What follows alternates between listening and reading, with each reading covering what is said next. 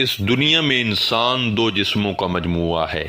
ایک مادی عنصری جسم ہے جس کی پیدائش انسانی نطفے سے ہے اور یہ عالم خلق کی چیز ہے، اس میں نفس امارہ شامل ہے۔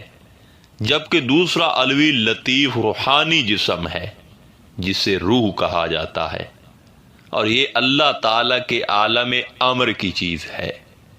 سامعین کرام، جب سے انسانی روح کو مادی جسم میں رکھا گیا ہے تو اس کا مقابلہ نفس امارہ سے لگا رہتا ہے۔ یوں سمجھ لیجئے کہ انسانی روح ایک سوداگر ہے جو نورانی مال کی تجارت کرتی ہے، لیکن نفس امارہ چور اور راہزن ہے جو روح کو ہر مقام پہ دھوکہ اور فریب دے کر متاع نور سے محروم کرنا چاہتا ہے۔ نفس مثل فرعون ہے اور روح مثل موسیٰ ہے۔ اب جو انسان ہے یہ جس طرف چل پڑے، یعنی اگر یہ نفس امارہ کا ساتھ دے تو نفس امارہ طاقتور ہو جاتا ہے اور وہ روح پر غالب آ جاتا ہے۔ روح کمزور ہو جاتی ہے، اس پر نفس کی تاریکی چھا جاتی ہے، وہ پرواز کرنے کی ہمت نہیں رکھتی کیونکہ وجود میں دشمن اس پر غالب آ گیا۔ اور اگر انسان روح کو غذا دے تو وہ طاقتور ہو کر پرواز کے قابل ہو جاتی ہے اور نفس پر غالب آ جاتی ہے۔ سامعین کرام، عموماً جب انسان ذکر اسم العزاز سے آراز اور کنارہ کرتا ہے تو اس کے وجود پر نفس اور شیطان قبضہ جما لیتے ہیں اور قلب و روح کو اپنے قبضے اور تصرف میں لے لیتے ہیں۔ سارے وجود پر اس طرح چھا جاتے ہیں کہ جس طرح آکاش بیل پورے درخت کو گھیر لیتی ہے۔ انسان کے رگ و ریشے اور نس نس میں شیطان دھنس جاتا ہے، جس سے روح و قلب کو حق نظر نہیں آتا کیونکہ اس کی باطنی روزی یعنی روح کی غذا تنگ ہو جاتی ہے۔ پھر انسان ایک رغبت سے دوسری رغبت، دوسری سے تیسری میں مبتلا رہتا ہے، حتیٰ کہ تاریکیوں میں گر جاتا ہے اور اس کا باطن ایک دن بالکل مردہ ہو جاتا ہے۔ اس کی بڑی مثال بخاری و مسلم میں حضور علیہ الصلوۃ والسلام کی ایک حدیث سے ملتی ہے۔ نبی کریم صلی اللہ علیہ وآلہ وسلم نے ارشاد فرمایا، جو شخص ذکر اللہ کرتا ہے اور جو شخص ذکر اللہ نہیں کرتا اس کی مثال زندہ اور مردہ کی ہے۔ اب یہاں مردہ سے مراد کہ اس کی روح مردہ ہو جاتی ہے، وہ اپنی روح سے بے خبر ہو جاتا ہے، روحانی مقاصد سے ناآشنا رہتا ہے۔ مگر جیسے ہی انسان ذکر اسم الذات کرتا ہے تو اس کی تاثیر روح تک پہنچنا شروع ہو جاتی ہے، کیونکہ روح کی اصل خوراک، اصل غذا ہی اسم اللہ ہے۔ جس طرح آدمی کو اگر دل کی تکلیف ہو تو دل کی دوا لیتے ہی اسے دل کی تکلیف میں افاقہ ہوتا ہے، کیونکہ وہ دوا اثر کرتی ہی دل پر ہے۔ اب یہی دل کی دوا سر کے درد میں اثر نہیں کرے گی کیونکہ وہ بنی ہی دل کے لیے ہے۔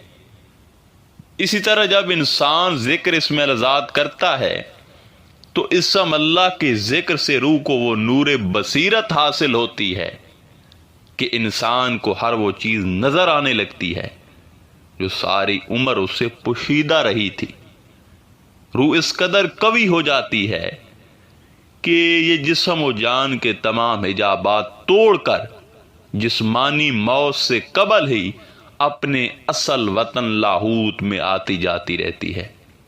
یہی روح کبھی کسی عالم کی سیر کرتی ہے اور کبھی کسی کی، کیونکہ ذکر اسم اللہ اس روح کو نفس امارہ سے آزادی دلا دیتا ہے۔